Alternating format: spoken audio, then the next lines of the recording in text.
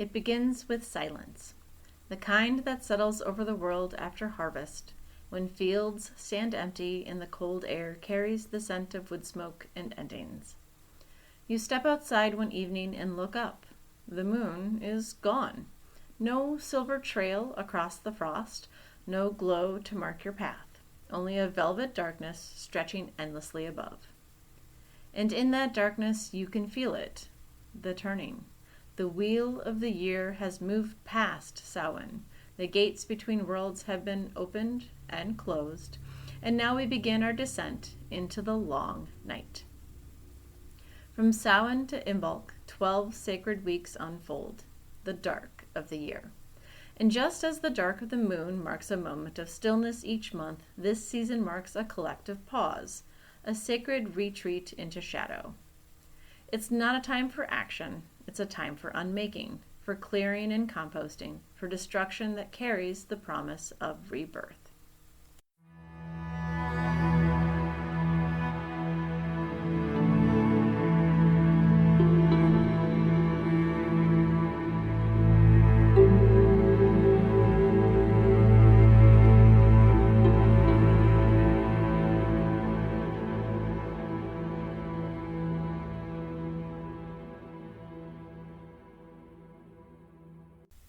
Welcome, witches, pagans, heathens, and spiritualists, and anyone else, to Old Ways, New Days, Magic Edition. Oh my gosh.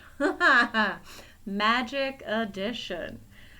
Again, this is a solo episode as Nell is still ill, and this is Kayla. I am your host today. There will be some additional things in this episode today. I have a couple different rituals to do, and they will be separated out with some fun little sounds so that then you hear that pause and grab a pen and paper so that you can write down the rituals if you would like. All right. The moon teaches us what the earth already knows, that endings are sacred, that decay is not death, but preparation.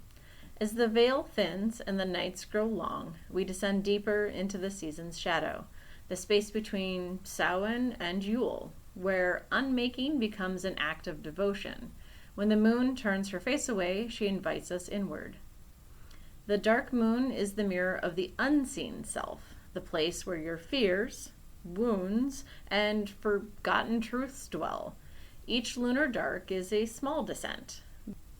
But between Samhain and Imbolc, that descent becomes a full season, a time to listen, to slow down, and to strip away what no longer fits. In old witchcraft and folk traditions, the dark moon, the nights where she vanishes, was not feared, but revered. It was a time when magic turned inward, when the unseen world grew close. The Greeks spoke of Hecate, torchbearer of crossroads, who ruled those liminal nights. Her torches lit the way not through light, but through understanding the dark. To the Romans, trivia guarded the thresholds, while in Celtic lands, and bear with me, this name is difficult, the Cailleach, the ancient winter hag, strode across the frozen hills, reshaping the land with her staff. These goddesses of darkness were never evil. They were keepers of transformation. The void they ruled was the same fertile darkness that holds the seeds before it sprouts. So when the moon disappears from the sky, witches know this is not emptiness. It is a potential waiting to be born. An easy ritual that you can perform during the dark of the moon or on a weekly basis during the dark time of the year is to sit in darkness with an unlit candle. Ask yourself, what is ending within me? What must be released? Write each answer on scraps of paper. So these can be words, habits, or identities ready to fade. Light the candle and burn the scraps, saying, I release what is finished. I I honor its lesson. I make space for what will rise. Let the ashes cool and bury them in the earth or snow. In this simple ritual, destruction becomes devotion. From Samhain to Yule, ancient people entered their own descent. The Celts marked Samhain as the year's death, when livestock were culled, fires were doused, and the spirits of ancestors roamed. The veil between worlds thinned, not as superstition, but as truth. Life and death were seen as two halves of one circle. For those who lived by the land, this dark season was survival. Food was stored, fields slept. Work turned inwards, weaving, storytelling, mending tools, and tending spirit. In witchcraft, this time mirrors that rhythm. This is the first half of the dark season. It is the season of sacred destruction, the time for letting go, dismantling, the tearing down of what no longer is meant to be carried forward. Witches know that this descent is not death, but transformation. Just as the dark moon precedes the new, so too must the sun's light fade before it can be reborn. During these weeks, we practice the art of sacred undoing. A simple task to perform at this time is to simplify your altar. Remove those items that no longer serve their purpose. Have only one candle for light, one stone for stillness, and a bowl of salt for truth. Keep a shadow journal. Each week, write what part of you feels heavy or resistant.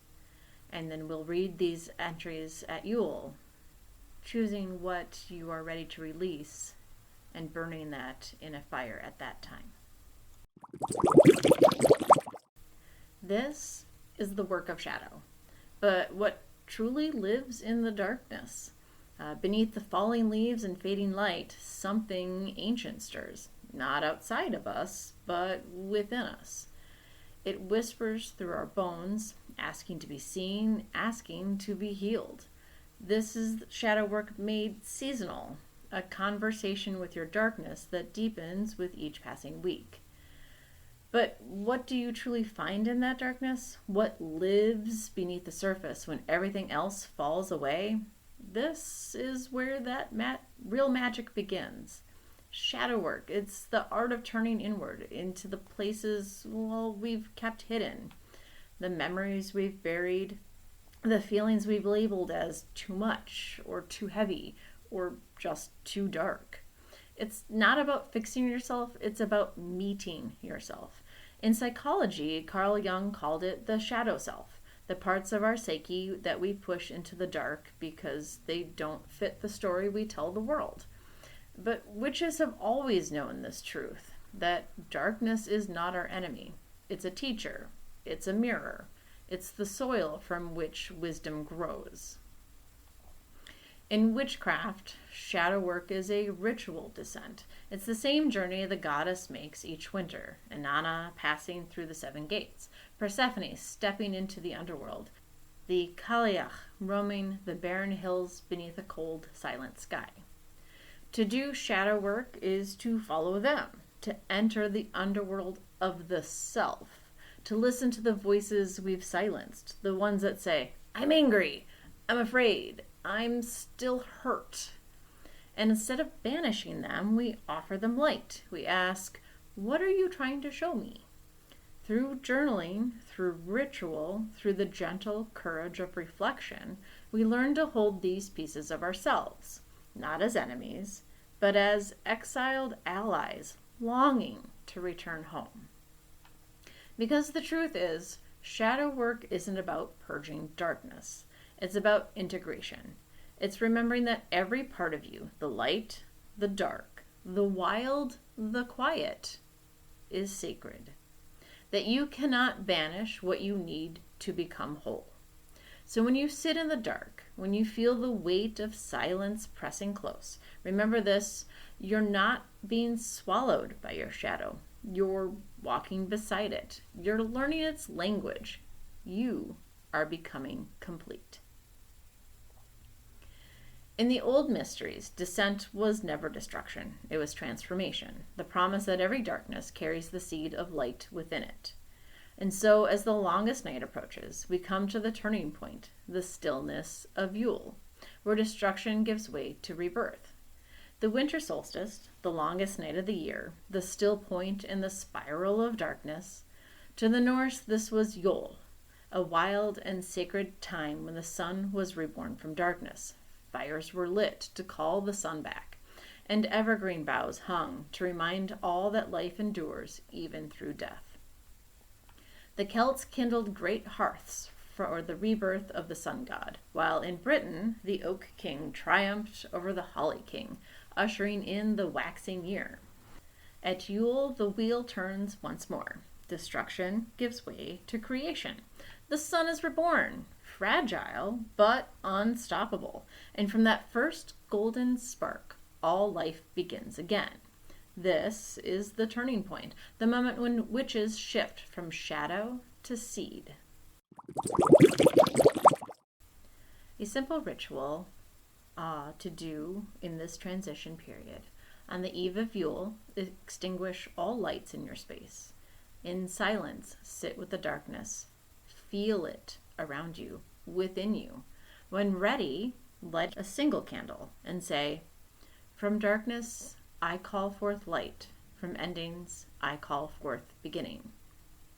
Use that flame to relight your hearth, lamps, or candles. Let it burn as a symbol of the sun's return and your renewal. This ritual marks the balance, destruction fulfilled, creation beginning. The sun is reborn, fragile but rising. The old year exhales its last breath, and the new one stirs beneath the frost. From this spark of light, we begin again, building, dreaming, quietly renewing. After Yule, the darkness begins to wane. We enter the second half of the dark season, the slow, subtle rise from shadow toward light. The dark of the year becomes gentler now, still quiet, still stirring with hidden life beneath the frost. The sun lingers a little longer each day. The slow return of light was once celebrated across Europe as a time of hope and preparation. The Celtic festival of Imbolc, dedicated to Brigid, marked the quickening of the year, the first stirrings beneath the snow, the promise of lambs in the field and milk in the pail. Between Yule and Imbolc, our work changes too. Where once we tore down, now we begin to build. We begin to dream forward, to imagine what the new year will hold. This is the gestation before rebirth. Quiet, sacred, deliberate. It's a time of soft creation. The gestation of the soul. At this time, you want to revisit your altar. Add symbols of hope and growth. Evergreen branches, clear quartz, seeds, or milk. Write 3 intentions for the returning light. Not goals, but qualities. Peace, courage, trust, renewal. Something that resonates within you. Keep them near your Yule flame and revisit them at Imbolc when the first stirrings of life return to the earth. This is the season of becoming, of rebuilding from the ashes. Yet, even as the light grows, the shadow does not vanish. It remains beside us, wiser now, gentler, waiting to be woven into wholeness. This is where darkness becomes teacher, and every wound turns to wisdom. Shadow work is not about banishment, it's about integration. Shadow work doesn't end when the light returns. The healing continues in cycles, in rhythm, with the phases of the moon. The ancient mystery schools from Egypt to Greece taught that descent into darkness was the path of initiation. In the Eleusinian mysteries, initiates entered underground chambers to witness Persephone's return from the underworld, a rite of rebirth through shadow. So too does the modern witch descend, to meet what is hidden, to heal what has been exiled. The moon's darkness, the earth's winter, and your own stillness all serve one purpose: to make you whole. As the light begins to grow again, try this practice. Sit with your shadow journal. I'm sure it's pretty full by now. For every entry of fear or pain, write one line of gratitude. Because of this, I learned this. Turn your wounds into wisdom.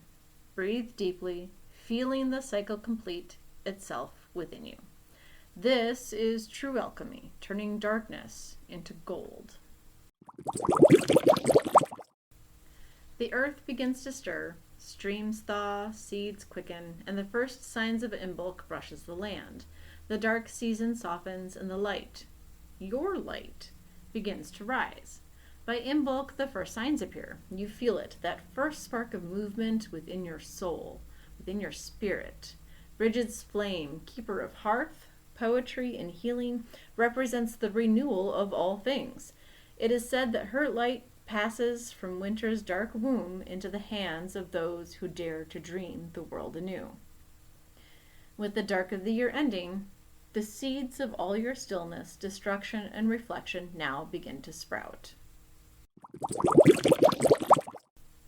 At the dawn of Imbolc, you want to light a white candle. Hold your 3 Yule intentions close and whisper. The light returns, and so do I. Pour a small bowl of milk or water and offer it to the earth, saying, "As the land awakens, may my spirit rise renewed." You have walked the full spiral: descent, destruction, silence, renewal, and now rebirth. The circle completes itself, from shadow to seed, from silence to song. You have walked through the dark of the year and found your own light within it. Now, as the wheel turns once more, may your spirit rise renewed. So as the wheel turns from Samhain's darkness to Imbolc's dawn, and the moon disappears and returns again and again, remember this: you are not lost in the darkness, you are growing in it. You are not ending, you are becoming. I hope that you have enjoyed this episode and that the deeper dive into the magics of the dark of the year have helped you learn something today. May your endings be sacred. May your silence be fertile. May your rebuilding be gentle. And when the light returns, may you rise renewed, radiant, and whole. Till next time, I'm Kayla.